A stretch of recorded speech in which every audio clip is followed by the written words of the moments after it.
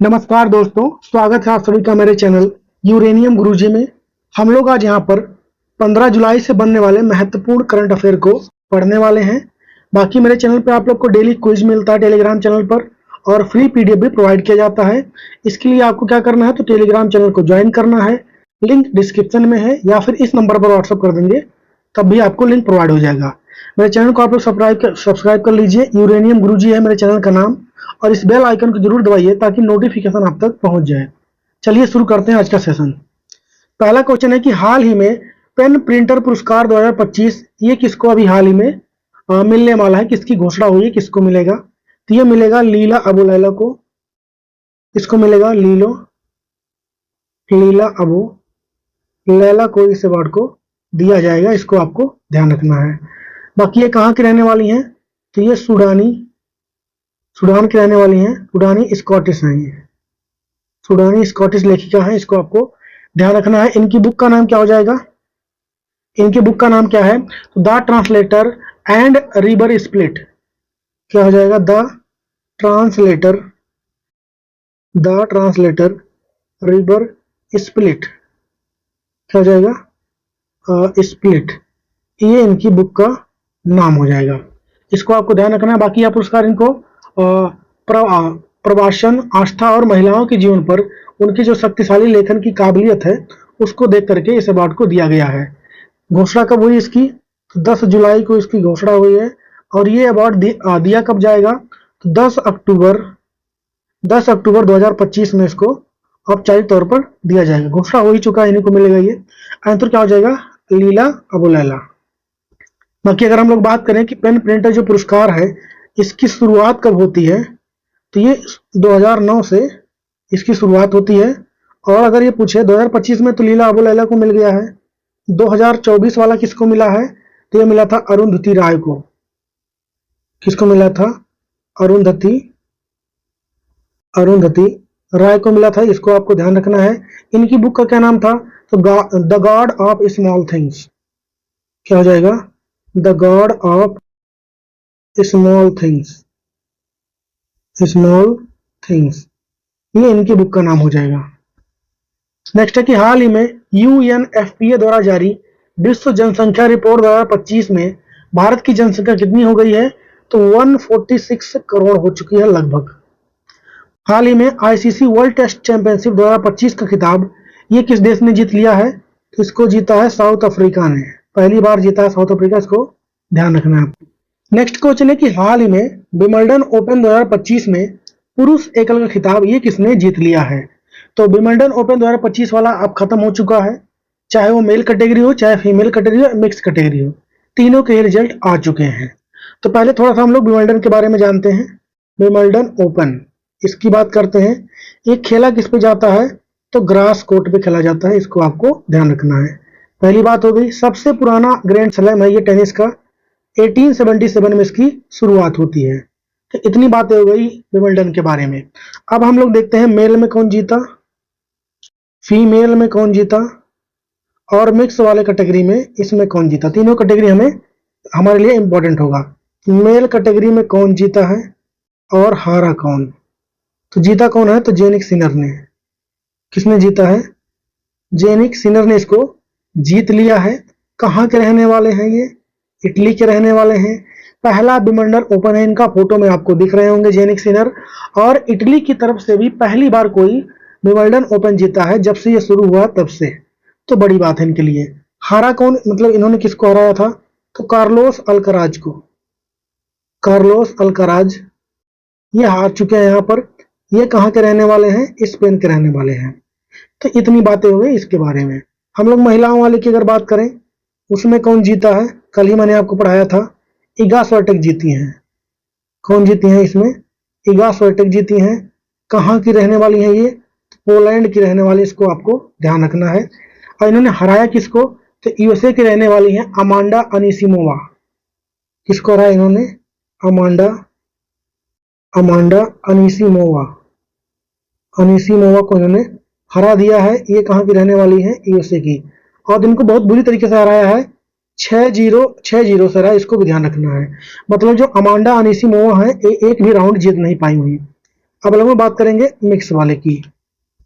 Mix वाले में कौन जीत गया है? तो इसमें जीता है सेम वर्बिक ने और केतेरीना सिनियाकोवा ने। किसने जीत लिया है? तो एक तो जीता है, इसमें दो लोग होते हैं, आपको ध्यान रखना है, सेम वर्बिक ये जीते हैं। इनके साथ में कौन रही हैं? तो वो रही हैं के कतेरीना, कैटरीना नहीं, ध्यान रखें, कतेरीना सिनियाकोवा। इनका नाम इन लोग का थोड़ा अजीब रहता है, सिनियाकोवा। तो ये मिक्स वाले कैटेगरी में जीते हैं। तो बाकी ये सारा विंबलडन के बारे में हो चुका है। हमारा आंसर क्या होगा क्वेश्चन का? जैनिक सिनर हमारा आंसर हो जाएगा। बाकी फ्रेंच ओपन की भी बात कर लेते हैं। कुछ दिन पहले हुआ था फ्रेंच ओपन 2025 वाला। इसमें मेल में कौन जीता था? जीता कौन था? तो कार्लोस अल्कराज। कौन जीते थे? कार्लोस अल्कराज जीते थे, जो कि स्पेन के हैं। और अगर फीमेल में बात करें कौन जीता था इसमें, तो देती थी कोको गॉफ। कौन जीती थी? कोको गॉफ जीती थी इसको। कोको गॉफ जीती थी इसको। कहाँ की रहने वाली हैं? यूएसए के। तो ये फ्रेंच ओपन की बात हो गई और इसको ध्यान रखें आप लोग। हम लोग बढ़ते हैं आगे। अगला है कि हाल ही में नागरिकों को सशक्त बनाएं, भ्रष्टाचार को उजागर करें। यह किसका नया आदर्श वाक्य घोषित किया गया है? लोकपाल का। किसका? लोकपाल का किया गया है। हाल ही में किस देश ने ईरान के परमाणु स्थल पर हमला करने के लिए ऑपरेशन राइजिंग लाइन को स्टार्ट किया है? तो इजराइल ने। किसने किया है? इजराइल ने किया है, इसको ध्यान रखें। अगला क्वेश्चन है कि हाल ही में न्यू कैलेडोनिया ने नया राज्य बनाने के लिए किस देश से समझौता किया है? तो अभी हाल ही में बहुत दिनों से कॉन्फ्लिक्ट चल रहा था यहाँ पर न्यू कैलेडोनिया और फ्रांस के बीच में, क्योंकि जो फ्रांस है इन्होंने कब्जा किया था।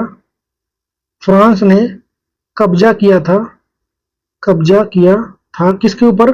तो न्यू कैलेडोनिया के ऊपर। न्यू कैलेडोनिया के ऊपर कब्जा किया था। कब? तो ये हुआ था 1853 में। तब से ये लोग इसके अधीन थे। तो बार बार यहाँ पर अलग स्टेट की मांग हो रही थी। अब फाइनली सहमति बन चुकी है। जो यहाँ के राष्ट्रपति हैं इमैनुअल मैक्रोन, आपको फोटो में दिख रहे होंगे, फ्रांस के, इन्होंने इसको राज्य बनाने का दर्जा यहाँ पर दे दिया है। किसको? तो न्यू कैलेडोनिया को। ठीक है। तो 2026 में समझौते के अनुसार फ्रांस के राष्ट्रपति जो हैं इमैनुअल मैक्रोन ने राज्य का दर्जा देने का घोषणा कर दिया है।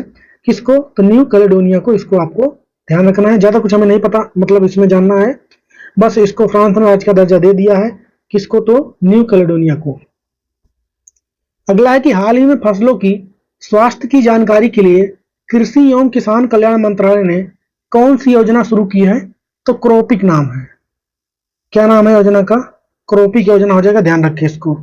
हाल ही में भारत और यूके के बीच नौसेना युद्ध अभ्यास पासेक्स का आयोजन ये कहां पर हुआ है? तो अरब सागर में। कहां पर हुआ है? अरब सागर में इसका आयोजन किया गया है।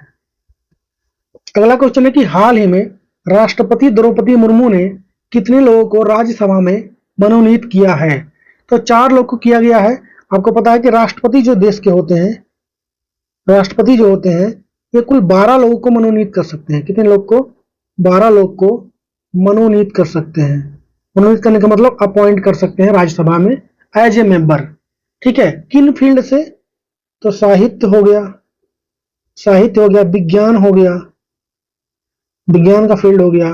ठीक है। कला हो गया, समाज सेवा हो गया, समाज सेवा। तो इन कुछ फील्डों से राष्ट्रपति के पास पावर होता है, मनोनीत कर सकते हैं। तो अभी 4 लोगों को मनोनीत किया गया है। उन चारों लोगों के नाम यहाँ पे लिखे हुए हैं, फोटो में आप लोग देख सकते हैं, नाम यहाँ पे है। एक तो आपकी कौन है? उज्ज्वल देवराम निकम है, और उसके बाद सी सदानंद मास्टर हैं, हर्षवर्धन श्रृंगला है और डॉक्टर मीनाक्षी जैन है। ये चारों के चारों सही है। एक ई ऑप्शन आप लोग ऐड कर लीजिए, आल वाला।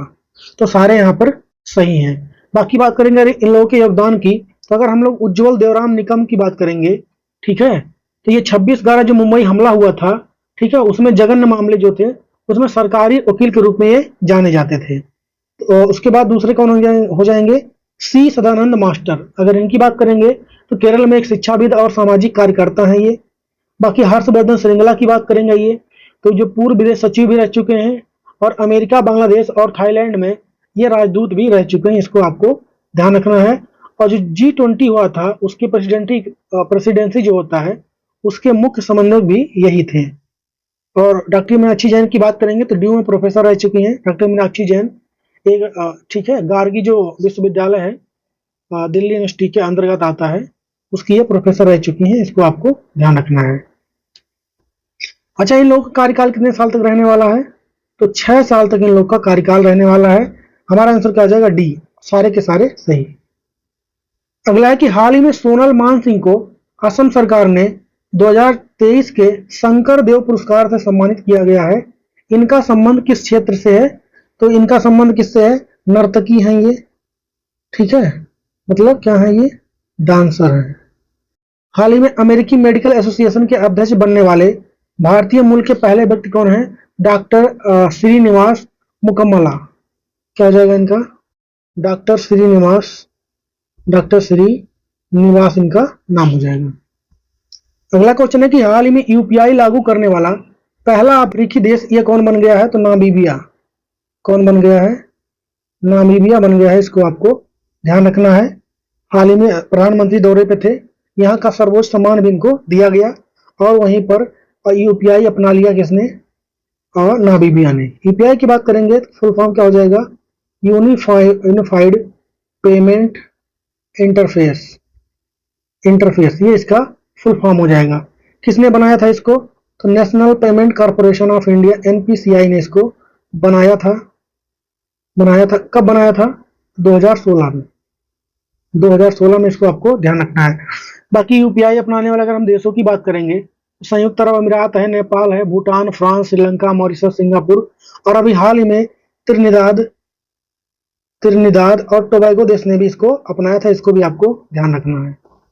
नेक्स्ट है कि हाल ही में कहां पर स्थित take me to space startup ने भारत का पहला सोचने वाला उपग्रह लॉन्च करने के लिए घोषणा किया है? तो यह है हैदराबाद में। कहां पर है?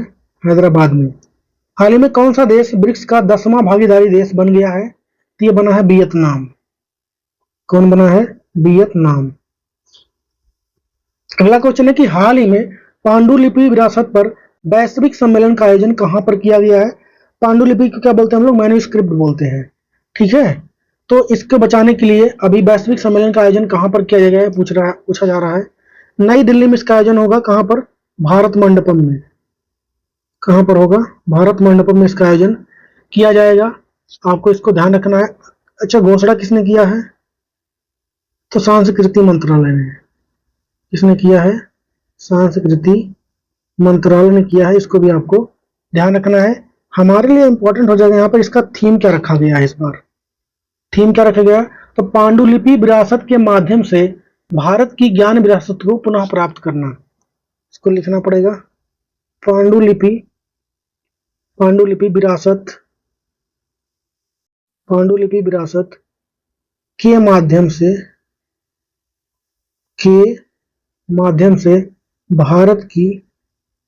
भारत की ज्ञान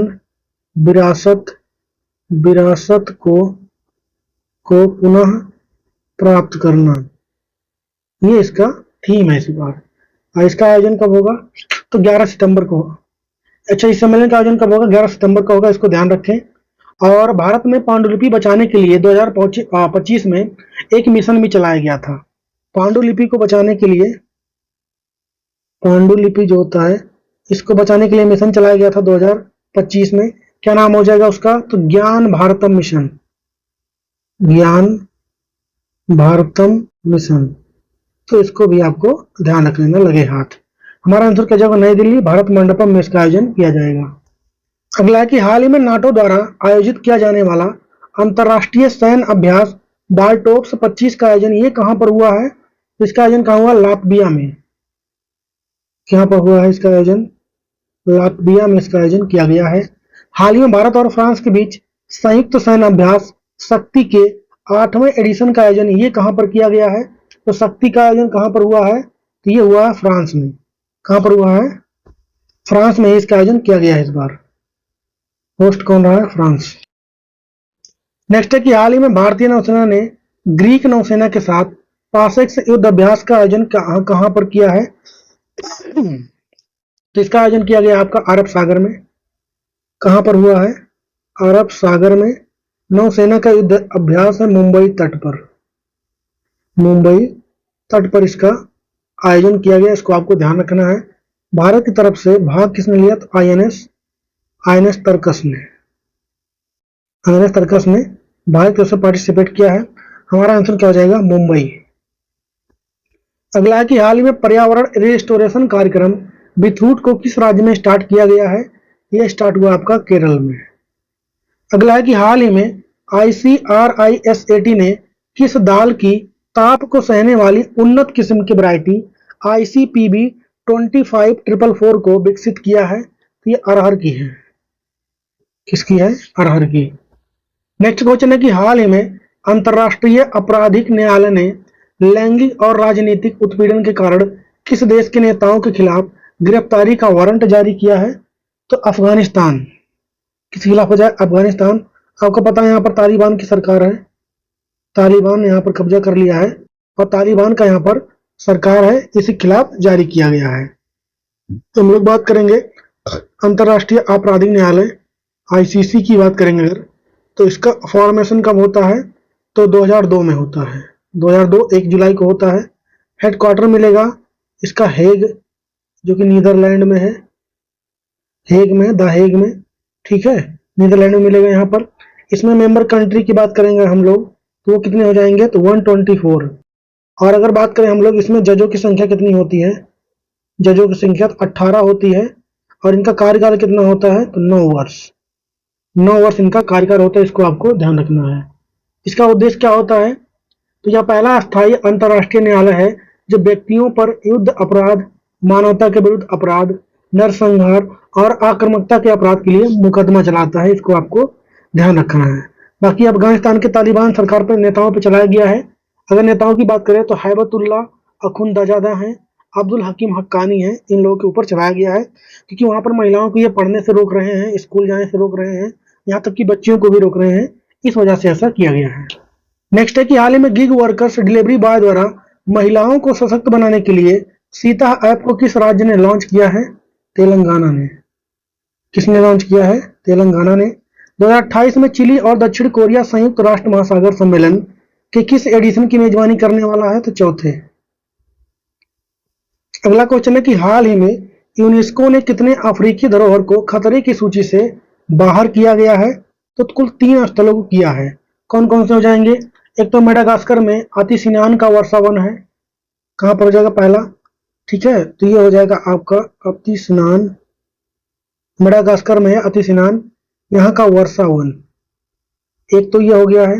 दूसरा कौन हो गया है? तो आबू मेना। क्या हो गया है? अबू मेना हो चुका है। ये कहाँ का है? तो मिस्र का है। कहाँ का है? मिस्र का है। तीसरा कौन हो जाएगा? तो लीबिया में स्थित है, गादमिस का पुराना शहर है ये। क्या है? गादमिस का पुराना शहर, पुराना शहर, ठीक है। कहाँ पर स्थित है? तो लीबिया में, लीबिया में है, इसको आपको ध्यान रख लेना है। बाकी हम लोग इसके बारे में, यूनेस्को के बारे में बात करें, कल भी हमने किया था। तो अभी हाल ही में यूनेस्को में भारत का 44वें नंबर का कौन सा स्थल शामिल हुआ है? तो वो शामिल हुआ है आपका मराठा सैन्य परिदृश्य। कौन शामिल हुआ है? मराठा सैन्य परिदृश्य, इसमें अभी हाल ही में शामिल हुआ। या 44 नंबर का भारत का हो जाएगा, इसको आपको ध्यान रखना है। बाकी इसमें टोटल 12 किले आते हैं। कितने किले आएंगे इसमें टोटल? तो 12 किले इसमें शामिल हैं, जो महाराष्ट्र और तमिलनाडु मिलाकर है, इसको आपको ध्यान रखना है। बाकी हम लोग बात करेंगे भारत का पहला जो है यूनेस्को विश्व धरोहर सूची में भारत के 2 शहर शामिल थे, शहर की बात करेंगे। बाकी बातें हम लोगों ने कल किया था, कल वाले क्लास में, ठीक है। तो शहर वाला यहाँ देख लेते हैं। तो एक तो अहमदाबाद हो जाएगा आपका, और साथ में कौन हो जाएगा? जयपुर। ये दोनों इसमें शामिल है। भारत का पहला साहित्यिक शहर बोले जो कि यूनेस्को में शामिल हुआ, साहित्यिक शहर जो कि यूनेस्को में शामिल हुआ है, तो कोझिकोड हो जाएगा। कौन सा हो जाएगा? कोझिकोड हो जाएगा, जो कि कहां पर स्थित है? केरल में। कहां पर है? केरल में। इसको आपको ध्यान रखना है। बाकी भारत का नया शामिल है, उसको ध्यान रखें। टोटल भारत में अगर हम देखें वैसे तो कितना हो गया? 36 + 7 + 1, 36 हो गया और 7 हो गए, और ये एक ये हो गया। एक कौन वाला है? मिक्स वाला है, कंचनजंगा, इसको आपको ध्यान रखना है। बाकी कल्चरल है 36 हो चुका है, और 7 कौन है? नेचुरल है।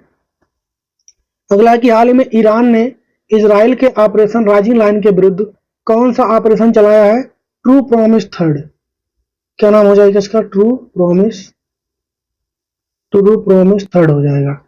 हाल ही में फूड प्लेनेट पुरस्कार 25 से किसको सम्मानित किया गया है? तो नाइट्रो कैप्ट को।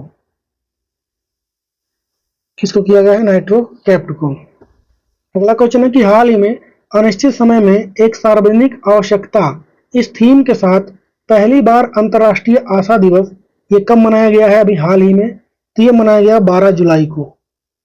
कब मनाया गया है? 12 जुलाई को पहली बार मनाया गया है, इसलिए ये इंपॉर्टेंट हो जाएगा। आंसर हो जाएगा सी। थीम क्या जाएगा? तो अनिश्चित समय में एक सार्वजनिक आवश्यकता। ठीक है, ये इसका थीम हो जाएगा। ये public necessity in uncertain time, ये इसका थीम हो जाएगा। इसको आपको ध्यान रखना है। अगला है कि हाल ही में किसने रुद्रास्त्र वर्टिकल टेक ऑफ और लैंडिंग बिटोल ड्रोन का सफल परीक्षण अभी हाल ही में किसने किया है? इसको किया है इंडियन आर्मी ने। किसने किया है? इंडियन आर्मी ने किया। इसको आपको ध्यान रखना है। सऊदी अरब में होने वाले ई स्पोर्ट वर्ल्ड कप 25 के लिए किसको ग्लोबल ब्रांड एम्बेसडर बनाया गया है? तो रोनाल्डो को, क्रिस्टियानो रोनाल्डो को बनाया गया है, जो कि पुर्तगाल के फुटबॉल प्लेयर हैं। इसको आपको ध्यान रखना है। और आज का होमवर्क क्वेश्चन है कि हाल ही में विंबलडन ओपन 25 में महिला एकल खिताब ये किसने जीत लिया है? इसका जवाब छापेंगे आप लोग कमेंट में। बाकी वीडियो कैसा लगा कमेंट में बताइए। कोई सजेशन हो मुझे बता सकते हैं। बाकी अपना ख्याल रखें। मिलेंगे कल के वीडियो में, तब तक के लिए जय हिंद।